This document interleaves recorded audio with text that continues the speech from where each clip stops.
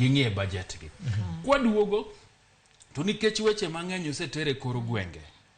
To wabro yudo ni budget ni makoro Njuguna Ndung'u nye somo ni bende nitiere moko ma bende wayudo kako oganda.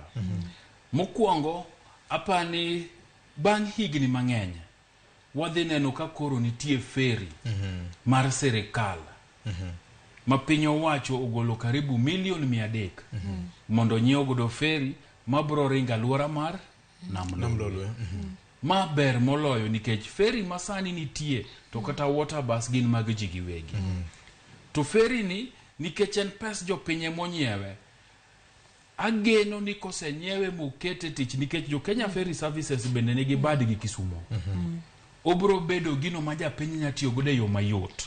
Mar ni kidwa wuoth to kata bed ni ok bidhe nono to pesa mibro ichule bro bedo pesa mogonyore kabisa. Ma kisungu luongo ni subsidized. Mondo japiny wuoth mayot.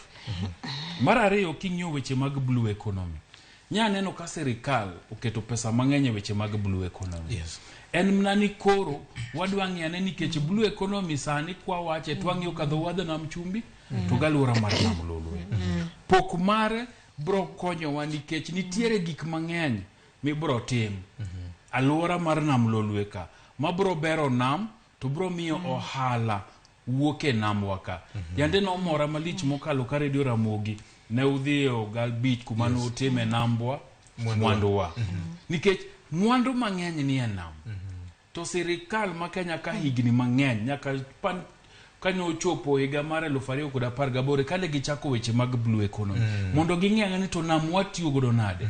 Koro sirkal kendo nyo chako golo pesa mar timang'owa mar bero kendo ng'iyo ni alwora mar Nam Lolwe to kata Nam Lolwe ne ang'o mabiro timore mondo dhano yudie mwandu, mondo dhano yudie pok maber mawuok e nam.